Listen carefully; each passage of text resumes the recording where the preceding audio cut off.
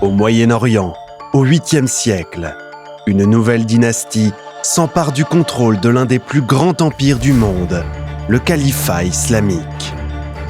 Bien qu'on ne se souvienne plus beaucoup d'eux en Occident aujourd'hui, les Abbassides ont régné 5 siècles sur leur empire.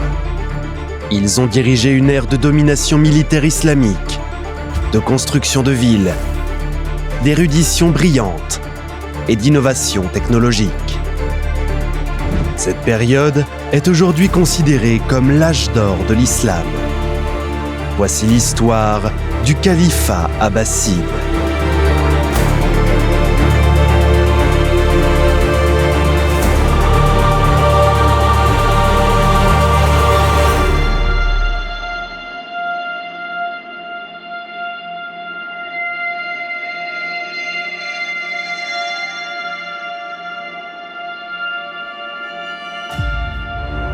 Le califat abbasside a connu une forte période de prospérité sous le calife Haroun ar-Rachid.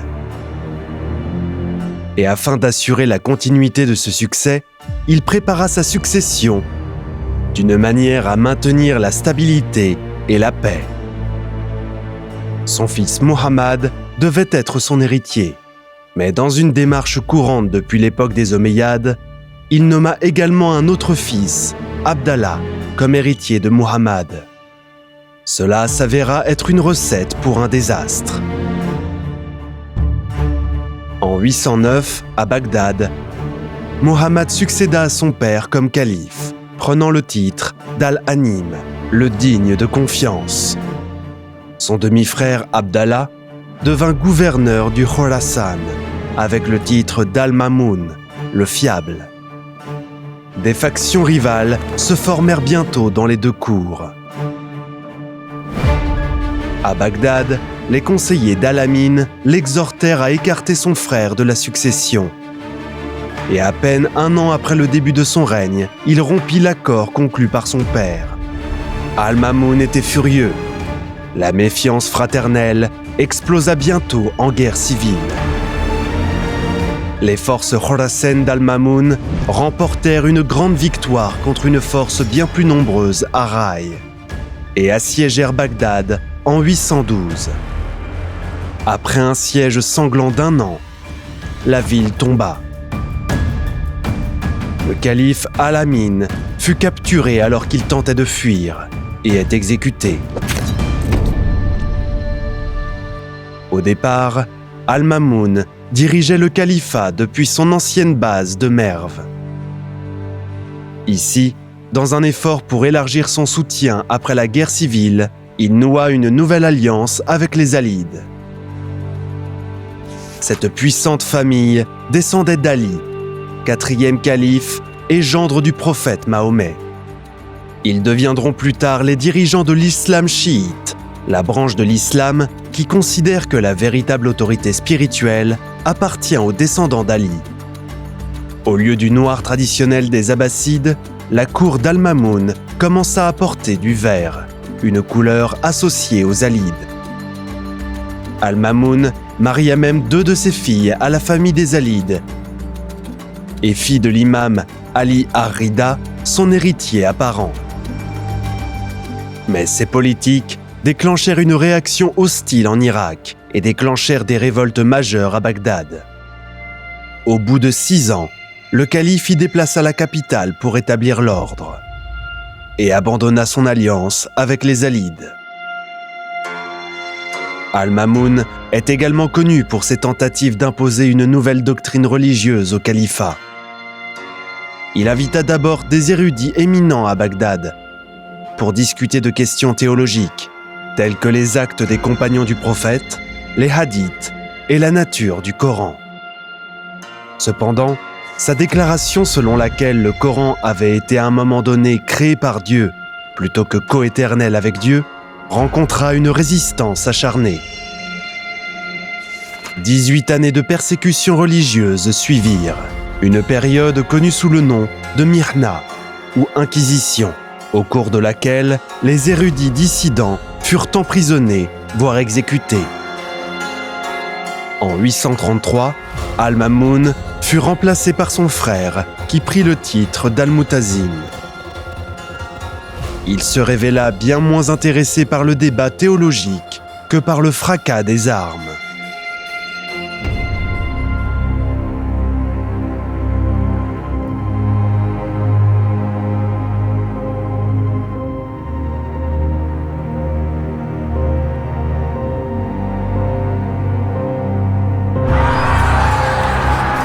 Les armées du califat abbasside, réputées pour leur prouesse, étaient composées de soldats arabes et non arabes.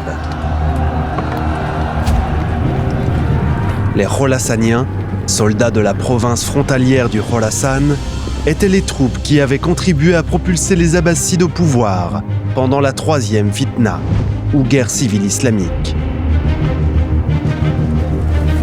S'inspirant des traditions guerrières perses et des steppes, leur rang comprenait à la fois de l'infanterie et de la cavalerie lourde, semblable aux chevaliers européens. Les descendants des Khorassaniens qui s'étaient installés près de Bagdad étaient connus sous le nom d'Abna al-Khorasan, fils du peuple de Khorassan. Célèbres comme fantassins d'élite et polyvalents, ils formaient le noyau loyal de l'armée du calife. Parmi les autres contingents notables figuraient les Daylamites, des tirailleurs experts des montagnes du nord de la Perse. Et des troupes africaines, dont des esclaves militaires et des musulmans convertis d'Éthiopie. Ils combattaient comme une infanterie lourde, armée de boucliers, d'épées et de lances. Le grand calife Haroun ar-Rachid était connu pour avoir une garde du corps d'élite de 40 soldats africains. Les armées abbassides étaient particulièrement douées pour la guerre de siège et faisaient un usage expert des catapultes, des mangonneaux et des béliers.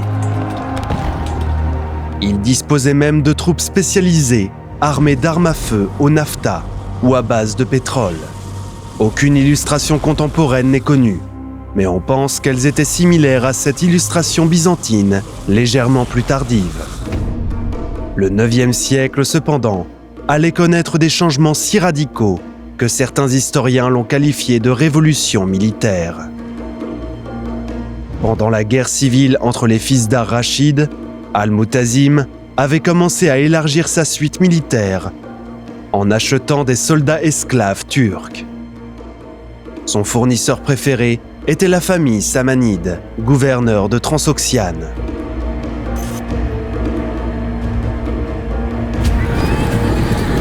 Ces soldats esclaves étaient capturés dans leur village alors qu'ils étaient encore enfants, ou achetés à des marchés aux esclaves, puis envoyés pour une formation militaire intensive, en plus d'une éducation islamique. Ils se sont révélés être de redoutables cavaliers et de superbes archers montés. Al-Jahis, un contemporain, a écrit à leur sujet avec crainte. Les Turcs sont aussi bons que les autres avec la lance. Et de plus, si 1 millier de leurs cavaliers sont sous pression, ils décocheront toutes leurs flèches en une seule volée et abattront 1 millier de cavaliers ennemis. Aucun groupe d'hommes ne peut résister à une telle épreuve. Les historiens se disputent sur la chronologie exacte, mais à un moment donné, au IXe siècle, ces soldats esclaves turcs, connus sous le nom de Mamelouks, formèrent un corps d'élite au sein de l'armée abbasside. Un corps qui était personnellement loyal au calife et pouvait être utilisé pour intimider ses rivaux politiques. Les officiers turcs, malgré leur état initial d'étrangers et leur ignorance de la langue et des coutumes arabes, commencèrent à exercer une énorme influence à la cour du calife. Cela offensa la vieille noblesse, dont beaucoup cessèrent également de recevoir les paiements traditionnels du diwan pour leur service militaire. Le mécontentement poussa même certains soldats à se révolter dans les rues de Bagdad. Pour apaiser les tensions, Al-Mu'tasim construisit une nouvelle ville pour l'élite militaire turque, Samarra. C'est là qu'il installa une garnison pour les Turcs et récompensa leur commandement avec des terres. Et c'est là qu'en 848 commencèrent les travaux de la plus grande mosquée du monde et de son célèbre minaret en spirale. Le recours d'Al-Mu'tasim aux soldats esclaves pour consolider son pouvoir avait détruit des siècles de traditions militaires et sema les graines des troubles à venir. 2 ans plus tard, le calife mena sa formidable nouvelle armée contre le vieil ennemi, l'Empire romain d'Orient ou Empire byzantin. La campagne se termina par une grande victoire, la capture et le sac d'Amorium. Ô jour de la bataille d'Amorium, nos espoirs sont revenus de toi, débordant de lait sucré comme du miel, a écrit le poète arabe Abu Tamam. Mais même de telles victoires ne réussissent pas à apaiser la tension entre les officiers turcs et les nobles abbassides. Certains nobles complotèrent même pour renverser Al-Mu'tasim et expulser les Turcs. Mais leur conspiration fut découverte et ils furent exécutés.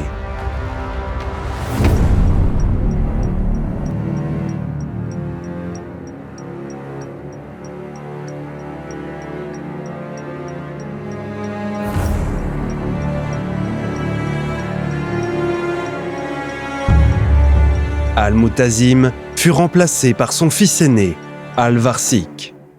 Après sa mort inattendue, un deuxième fils, Al-Mutawakkil, prit le trône, soutenu par les généraux turcs. Ces derniers espéraient une marionnette malléable, mais à leur surprise, Al-Mutawakkil décida qu'il était temps de réaffirmer l'autorité du calife. Sur ses ordres, plusieurs dirigeants turcs furent assassinés, et il tenta d'utiliser des troupes arabes et arméniennes pour contrebalancer leur influence. Mais les Turcs ripostèrent. En 861, le calife fut assassiné par ses propres gardes du corps. Le chaos et la guerre civile qui s'ensuivirent sont connus sous le nom de décennies de l'anarchie. 4 califes prirent le pouvoir, tous fantoches de l'élite militaire turque. Chacun fut, à son tour, renversé par la violence. L'ordre ne fut rétabli qu'avec l'ascension au pouvoir du calife Al-Mu'tamid en 870. Mais l'anarchie avait irrémédiablement porté atteinte à l'autorité du calife. Avant même l'arrivée au pouvoir des Abbassides, le vaste califat avait lutté pour maintenir le contrôle de ses nombreuses régions. L'autorité abbasside à l'ouest de l'Égypte était depuis longtemps largement théorique. Mais à présent, de multiples soulèvements majeurs éclatèrent, alors que les gouverneurs et les seigneurs de guerre locaux revendiquaient leur propre droit au pouvoir. L'Égypte, pays fertile et prospère, fut l'une des premières victimes, perdue aux Abbassides par un commandant turc rebelle qui fonda sa propre dynastie toulounide. Dans le sud de l'Irak, une révolte majeure éclata parmi les esclaves agricoles d'Afrique de l'Est, connus sous le nom de Zanj. Le soulèvement, qui dura 14 ans, dévasta la région et perturba gravement les revenus fiscaux des Abbassides et l'approvisionnement alimentaire de Bagdad. En Afghanistan, un chaudronnier nommé Yaqub as-Saffar connut une ascension fulgurante au pouvoir, fonda sa propre dynastie safaride et conquit une grande partie de l'est de la Perse. Son avance ne fut stoppée qu'à la bataille de Daïr al-Akour en 876. Dans ces temps troublés, les califes abbassides luttèrent pour imposer leur autorité. Mais il y eut quelques succès. Le calife Al-Mu'tadid orchestra une brève renaissance abbasside grâce à des campagnes militaires victorieuses et à une diplomatie astucieuse, notamment son mariage avec la fille du souverain toulounide d'Égypte. Elle était la célèbre Qutr al-Nada. Son nom signifie « goutte de rosée ». Un érudit l'a décrite comme l'une des femmes les plus intelligentes et les plus loyales qui ait jamais vécu. Quand Al-Mu'tadid a dit à sa femme « Tu as bien fait pour toi en épousant le calife. De quoi pourrais-tu remercier Dieu de plus ?» Et elle a répondu « Tu as bien fait pour toi. Cela fait de mon père ton sujet. De quoi pourrais-tu remercier Dieu de plus ?» Sa réponse audacieuse était un signe de son caractère, ainsi que du nouvel équilibre délicat du pouvoir entre les califes abbassides et certains de leurs sujets les plus puissants. Sous le règne du fils d'Al-Mu'tadid, Al-Muqtafi, l'Égypte toulounide fut entièrement réabsorbée dans le califat abbasside. Mais ailleurs, les nouvelles étaient désastreuses. L'autorité abbasside s'est effondrée en Arabie, où un groupe chiite, les Karmates, a même commencé à attaquer les pèlerins en route vers la Mecque. En 930, ils ont volé la pierre noire, le Saint des Saints de la Kaaba. Un coup terrible pour le prestige abbasside. En Asie centrale, les Samanides perses ont créé leur propre empire et ont déclaré leur indépendance. C'était l'apogée de ce que l'on a appelé l'intermède persan, lorsque les dynasties perses autochtones ont de nouveau gouverné la Perse pendant un temps. De plus en plus, on disait que le calife abbasside régnait, mais ne gouvernait pas. Il était devenu un symbole sans pouvoir, souvent sous la coupe de son vizir. Dans les années 930, le calife avait perdu le contrôle de l'administration civile et du commandement de l'armée, qui a été transmis à un nouveau fonctionnaire, l'émir Al-Umara, le commandant des commandants. L'humiliation finale eut lieu en 945. Les Bouyides étaient des seigneurs de guerre chiites, originaires des montagnes d'Aylam, au nord-est de la Perse. Mais leur premier succès fut à Vars, avant qu'ils ne prennent le contrôle de la Perse et de l'Irak. Leur entrée triomphale à Bagdad fut une profonde humiliation pour les Abbassides sunnites. Ils conservèrent pourtant le titre de calife, mais ne furent que des figures de proue sous le commandement des Bouyides et des spectateurs de ces temps turbulents. 20 ans plus tard, une autre dynastie chiite, les Fatimides, envahit la côte nord-africaine, conquit l'Égypte et fonda le Caire, capitale de leur propre califat. Certains historiens qualifient cette période de siècle chiite, avec des dynasties chiites gouvernant des califats jumeaux et dominant une grande partie du monde musulman. Mais cela ne devait pas durer. Une nouvelle puissance sunnite dangereuse était sur le point d'émerger d'Asie centrale. Les Turcs seldjoukides.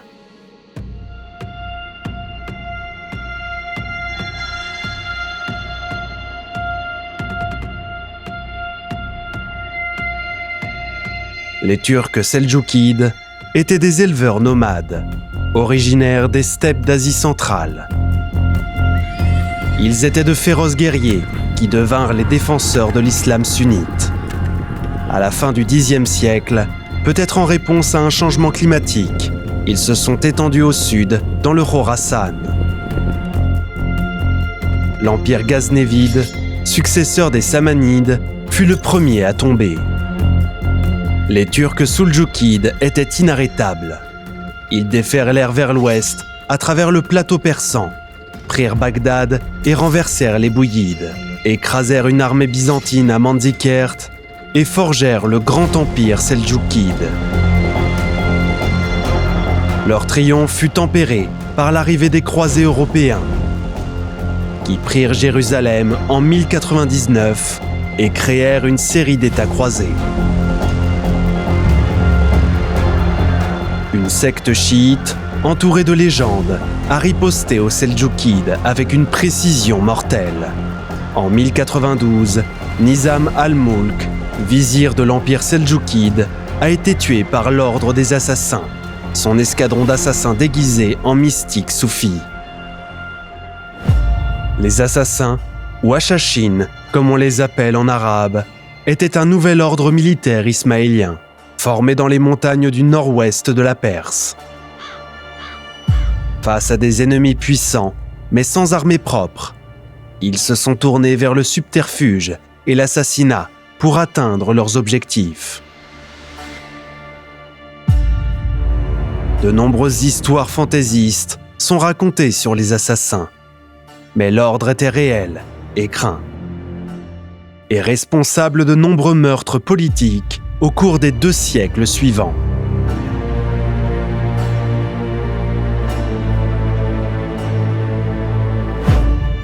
Sous les Seldjoukides, les califes abbassides continuèrent à régner en tant que chefs spirituels et figures de proue. Mais le XIIe siècle vit la fracture du grand empire seldjoukide. Une histoire familière de successions disputées et de gouverneurs locaux cherchant à prendre le pouvoir. Sentant la faiblesse, le calife abbasside Al-Muqtafi leva sa propre armée en 1136 pour réaffirmer l'indépendance abbasside pour la première fois depuis près de 2 siècles.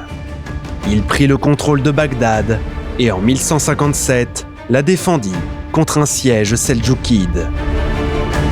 Après des générations de soumission étrangère, les Abbassides étaient réapparus comme une puissance indépendante. Cependant, tout allait bientôt s'effondrer.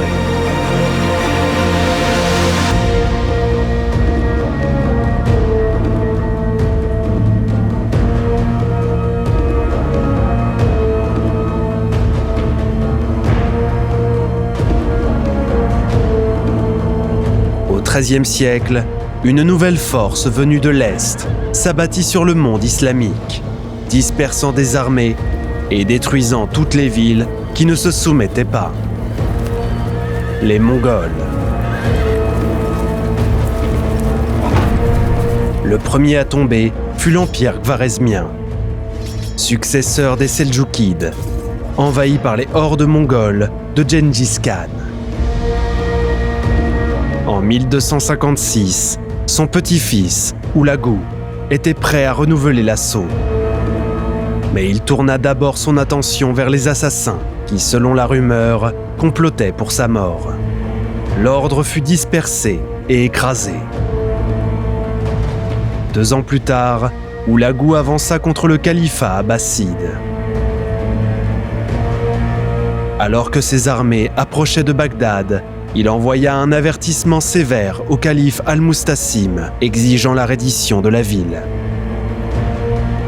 Malgré le fait que les Mongols détruisaient toutes les villes qui leur résistaient, Al-Mustasim décida que les murs de Bagdad pouvaient repousser les nomades des steppes. Il avait tort. Après que la moitié de la garnison de Bagdad ait été massacrée lors d'une sortie désastreuse, la ville capitula. Mais Hulagu n'était pas d'humeur à la pitié. Un chroniqueur contemporain décrit les horreurs qui suivirent. Les habitants de Bagdad furent passés au fil de l'épée et soumis à 40 jours de meurtres, de pillages et d'esclavage. Ils torturèrent les gens pour extorquer leurs richesses. Ils tuèrent hommes, femmes et enfants. Une grande partie de la ville, y compris la mosquée du calife, fut incendiée et la ville réduite en ruines. Les morts gisaient comme des monticules dans les rues et les marchés. Le nombre de morts est inconnu, mais il s'élève à plusieurs milliers.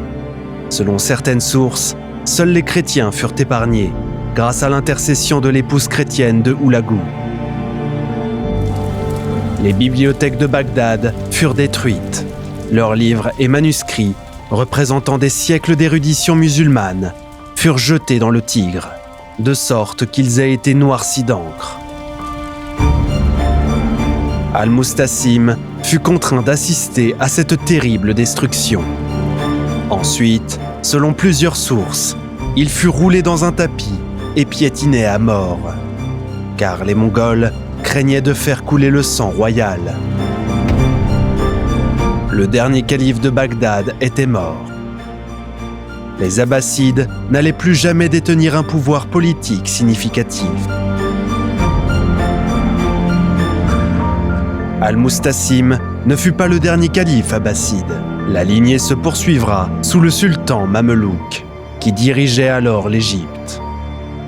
Mais ses successeurs au Caire n'étaient que des personnages cérémoniels, des chefs religieux avec peu de pouvoir.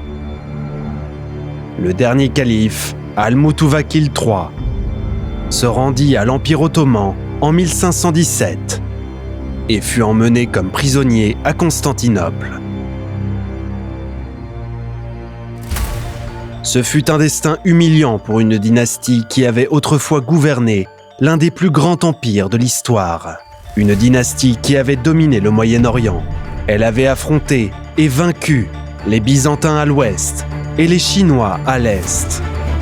Elle avait supervisé un grand essor de l'érudition, de la culture, de la technologie et du commerce, et avait régné sur l'ère qui est restée dans les mémoires comme l'âge d'or de l'islam.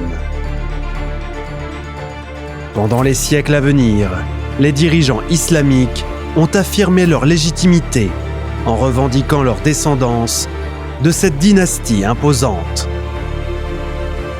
Les Abbassides.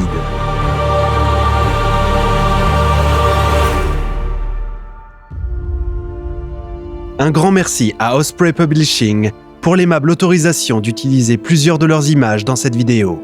Dans la description de la vidéo, nous avons inclus des liens vers certains des titres qui couvrent l'histoire militaire du califat, avec des illustrations beaucoup plus brillantes. Merci également à notre conseiller historique pour la série, le professeur Antoine Borut de l'Université du Maryland. Vous pouvez en savoir plus sur les projets et les publications d'Antoine via la page web de son université en utilisant le lien dans la description de la vidéo. Et merci beaucoup aux supporters du Patreon d'Histoire Épique qui rendent cette chaîne possible.